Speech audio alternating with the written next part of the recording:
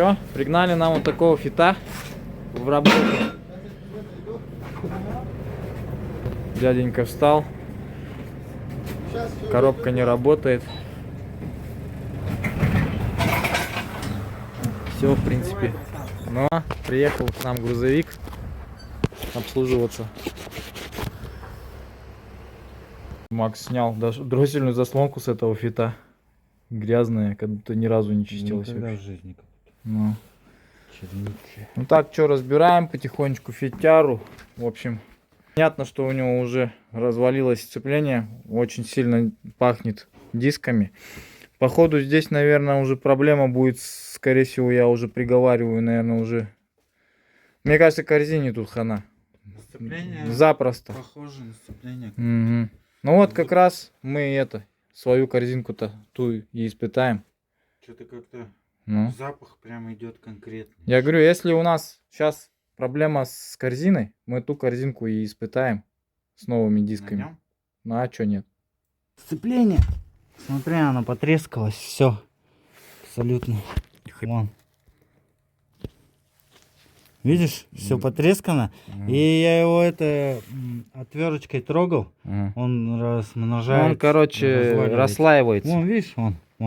А, ну сгорело он просто. Сгорел. Он сжег. Конкретно сжег. Угу. Тот я не вижу пока. Угу. Ну, выжимной подшипник выбьем, посмотрим. Ну, это выжим мы тоже хана. Так, короче, что дальше смотрим? посмотри. Здесь что у нас тоже красное все. Красненькое. Здесь видишь, вообще всё вот так перегрелось все всё. перегретое все. Вот туда.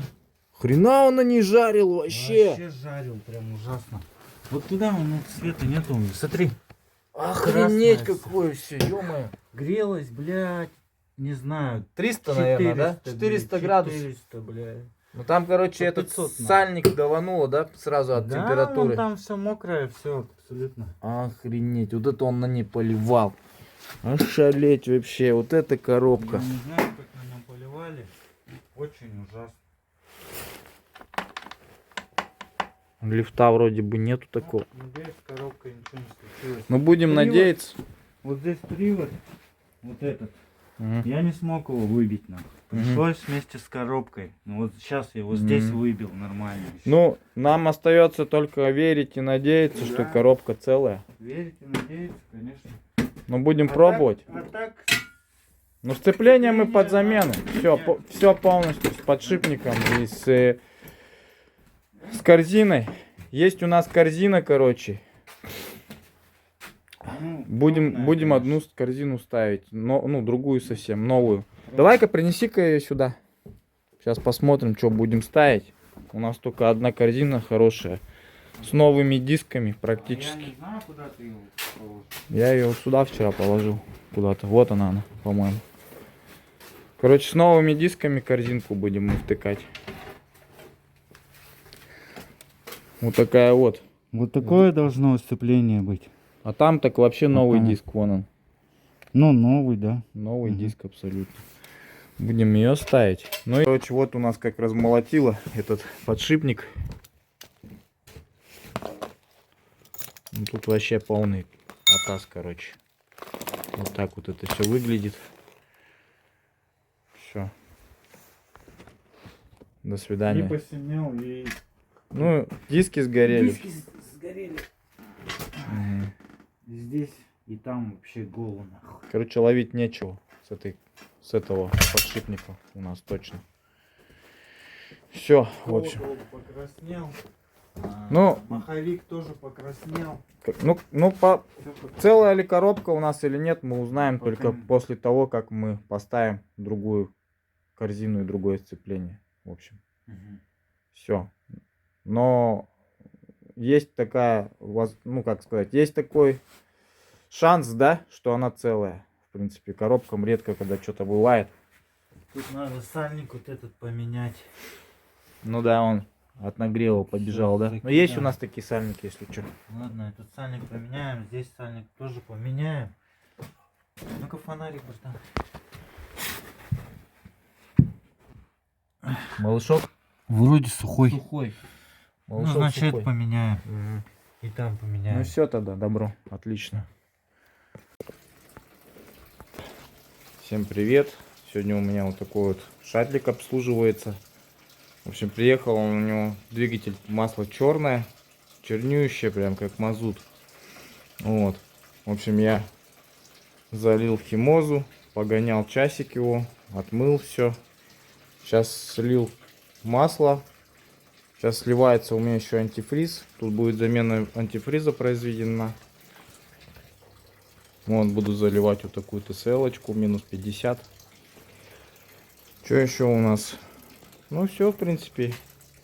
Такую вот работу сейчас сделаю. А так, шаттл отличный вообще аппарат. Надо еще заслонку ему посмотреть. Может быть грязная. Если грязная, надо чистить будет. Вот на диагностике надо глянуть. Вот такой вот грязный фильтр на машине стоит. Давно, видать, не меняли. Тут даже вон с лета стрекоза какая-то осталась. Что хочу сказать, кто сам меняет фильтра. У нас в многих автосервисах вообще не делают продувку вот этой вот кассеты установочной.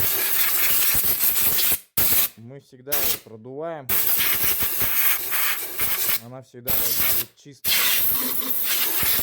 Потому что фильтр, некоторые как делают, просто фильтр достают, старый убрал, новый поставил, все на этом. Всегда надо продувать кассету. Там очень много грязи остается. Бывает вообще слои грязи. Вот. Сейчас свеженький фильтр воткнем, ну и все будет нормально. Все, ставлю вот такой вот свеженький японский фильтр. Отлично. Ну все, в принципе, вот она. И замена масла почти произведена. То есть сейчас зальем молигрина. Зальем свежего антифриза. И все, и будет шагать этот шатлик у нас. 5000 километров спокойно будет ездить без всяких проблем. Все, поехали. Заливаем свежее масло.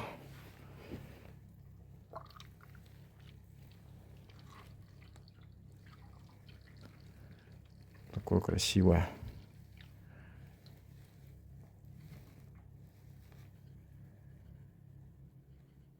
Ребята, не заливайте дешманские масла.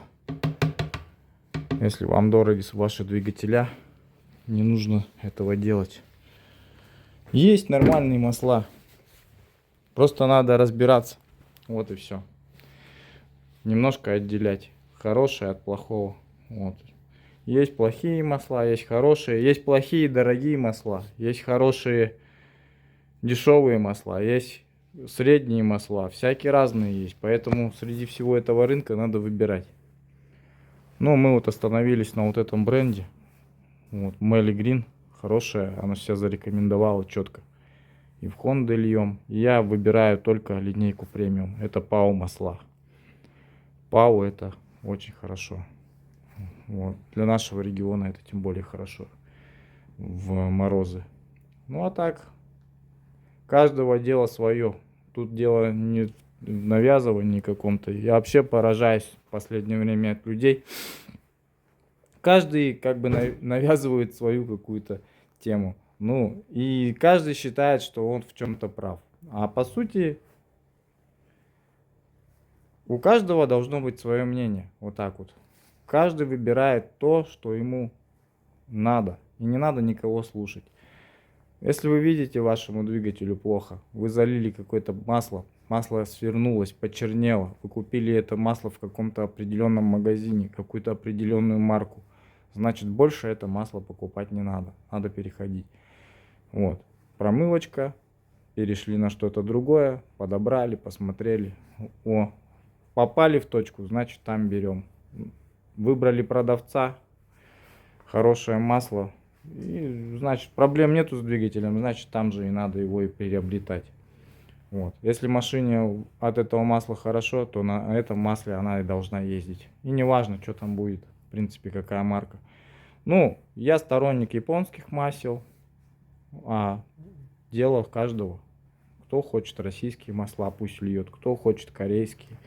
Вот. Но наш гибрид-сервис остановился на марке Molly Green. Потому что оно себя хорошо зарекомендовало. Вот. Я бы, может быть, и рад был бы какое-то другое масло заливать, но мы выбрали вот это, потому что это надежно. Вот и все.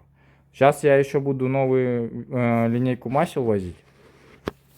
Пока что это масло будет в секрете у меня.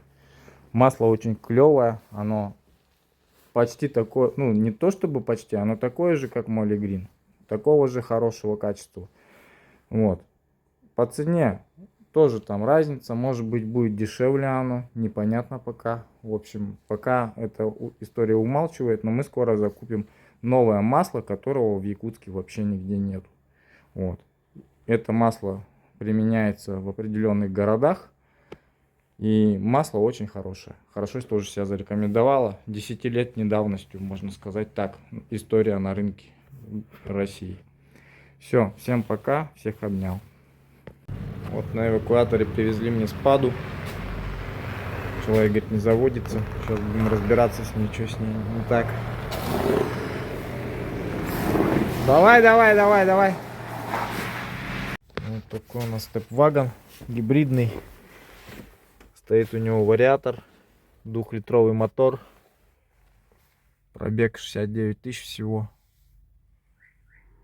Так, ошибка, какой-то чек был на экране. Ну, сейчас будем сканировать, смотреть, что у нас будет по диагностическому показывать. Пока что подкинул зарядку. Будем смотреть. Должна зарядиться маленькая батареечка, аккумулятор. Ну, вот такие вот нам ошибки насыпала программа. Будем сейчас разбираться. В общем, неисправность процессора, ЕКМ, ПЦМ есть. Типа что-то с компьютером, с ибушкой. Интересно. Неисправность процессорного модуля управления двигателем. Ни хрена себе прикол. Так, неисправность процессора ЕКМ, ПЦМ. Есть такая ошибка. Внутренняя неисправность модуля управления трансмиссией. Положение парковки. Ошибка центрального процессора, ошибка ПО, неисправность конфигурации калибровки. У него еще калибровка есть какая-то. Сейчас будем с этим делом разбираться. Отсутствие напряжения 12-вольтового линии. Отказ высоковольтного байпасного контактора. Нихуя себе прикол. Это что получается? Чеки безопасности, что ли, хана? Отказ. А вы там ничего не трогали? Нет. Плохое соединение шины связи, плохое соединение коммутационной панели, обрыв линии шумоизоляционного контактора. Давай-ка распечатаем-ка все это дело.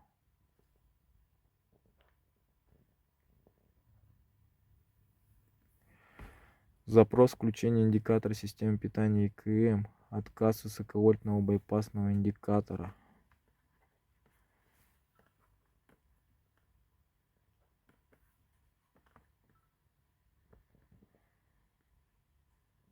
Так, неисправность привода. Ну, это понятно. Сейчас будем все эти ошибки грохать, пробовать. Посмотрим, что получится. Чумак все обслужил, говорит. Да, роботизированную коробку обслужили. Сальник, первичный вал. Вижу, ты тут все отмыл. Да, все отмыто, все чистенько, идеально. Сальник новый стоит. Сальник, да. Так. Так, и на привода. На привода тоже Правый. все отмыл. Правый, левый поменял. Оба поменял. Да, оба поменял. Так, правый, левый. Да. Сальники, все новое. Потом на маховике поменял сальник. Тоже все помыл там, все очистил. Да, все чистенько уже. Всё, вот сальнички. Ну вот, у него. корзину мы тоже подготовили и будем сейчас втыкать в машину. Всё подготовлено, все, обслужено, короче. Здесь тоже все отмыто, все обслужено. Короче, и привода. Не привода, а рычаги. Это, братан, от Везеля. Не от Везеля. Шаровые ты имеешь в виду? От этого. Шаттл. От шаттла? От шаттла. Они чуть больше, да? От шаттла. Нифига. Ну-ну. Короче, я А у них что, разные шаровые? У фита и шаттл, что ли? Получается. У фита и шаттла, да. Чуть-чуть разные, да? У того, ну, на болтах, Ага. а у шаттла вот такие стоят. Ну, короче, что, нам шаровые Анализ. нужны, да? Или чё? Короче, я ему поменял, помыл Ага. и пыльник оттуда вытащил И новый и поставил. новый поставил. А вот другого, вот еще одного не могу найти. И там бы тоже поменять бы пыльник. Ну, есть пыльник у меня новый? Вот такой вот. Да. Давай поменяем, значит, пыльник. Все, поменяем сейчас. Масла нету в коробке вообще, да? Вообще ни капли, нахуй. Все вытекло, походу, через сальники, нахуй. Скорее всего, в коробке пиздос, да? Очень большая вероятность. А стружка есть? Прям оттуда пиздец воняет. Прям в коробке, по-моему. Ой, блядь. Там что-то как будто сгорело, да, походу? Ну. Он поэтому, походу, передачу не может. Вот он, пизда вообще. Стружки. Стружки, пизда. Прикинь, она еще поедет после такого. Да, охуенно. А мне кажется, блядь, запах такой. Как будто там пластик какой-то переплавился. Не пластик, а это вот, как она называется-то, блядь? Диск. Не диском пахнет. Да, диском пахнет. Да? Конкретно диск. Фу, блядь, вообще. Жестко воняет. Ну что, будем пробовать? Короче, масла в этой коробке не было. Ни грамма вообще не вытекло. Это очень плохо. Значок. Что-то мы сразу не проверили масло, да? Надо было сразу масло проверить. И приговорить эту коробку нахуй, да? Ну ладно, чё. Обычно у нас такого не бывает. Это вообще полный трэш какой-то. Обычно всегда там хоть литр масла но сливается. Вердикт такой, что данный Fit ездил без масла долго. У него, видать, ссали все сальники. Ну, хозяин как бы этим пренебрегал. Очень сильно ездил долго на этом всем деле. Ну и масло вообще ноль. Оно вытекло все под ноль. То есть сейчас шансов мало, что у нас коробка вообще заработает, да?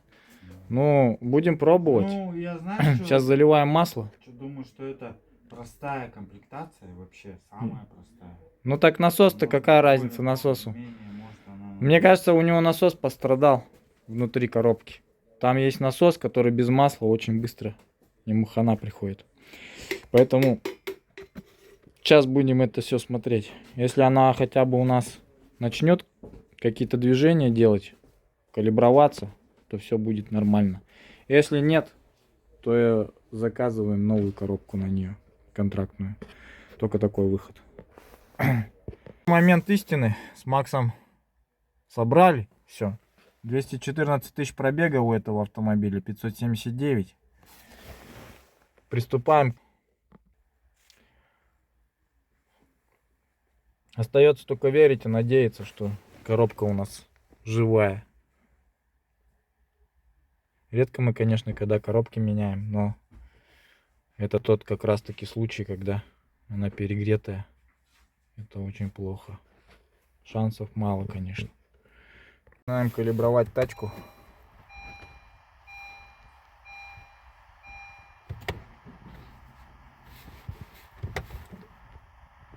Проходим первый этап калибровки, сборка муфты под давлением.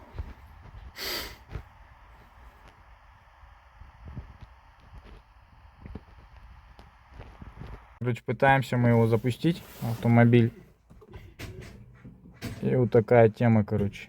Он не может даже провернуть вал, получается. Угу.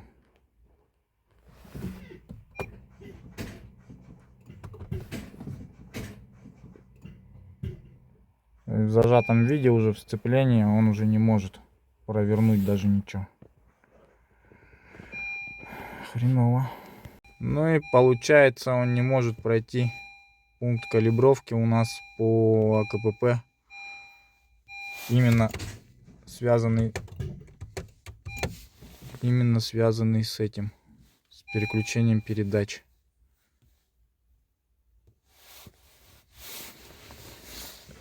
Ну, Макс говорит, он даже шкив не крутится в зацеплении в коробке, получается. Ну, что-то в коробке, значит, заклинило, закусило. Ну, конечно, без масла она была вообще.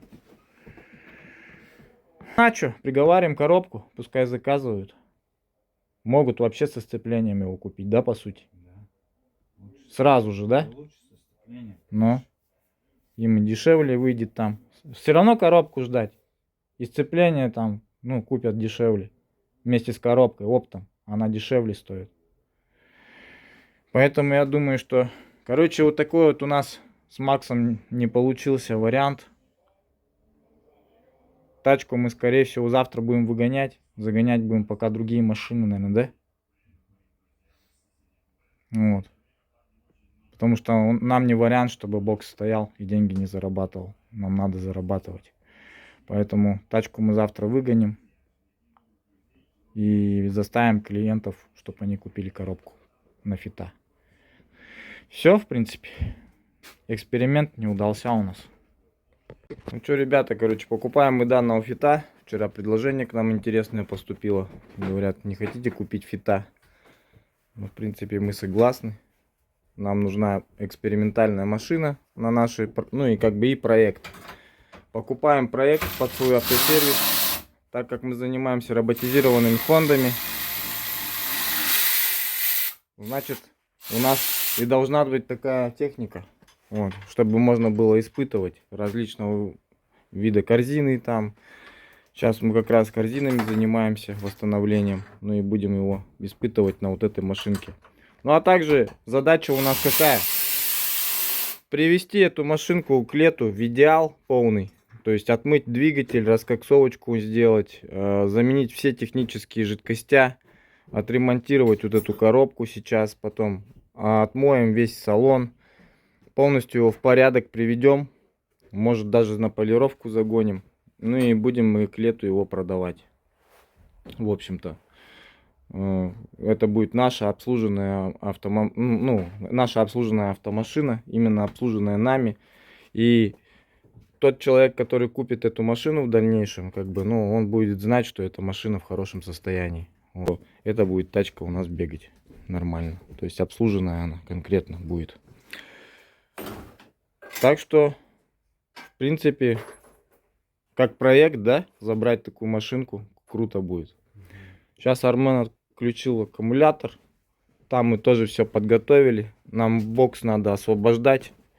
Высоковольтную батарею, у нас сейчас морозы 40 градусов, мы высоковольтную батарею отсюда изымем и занесем в теплый гараж вместе с аккумулятором. Вот. А тачку мы пока что поставим до лучших времен, пока нам не придет коробка с Владивостока. Вот, коробку мы уже заказали, в принципе, коробка придет и будем заниматься данным автомобилем. Все, в принципе, на этом. Вот такая тачка.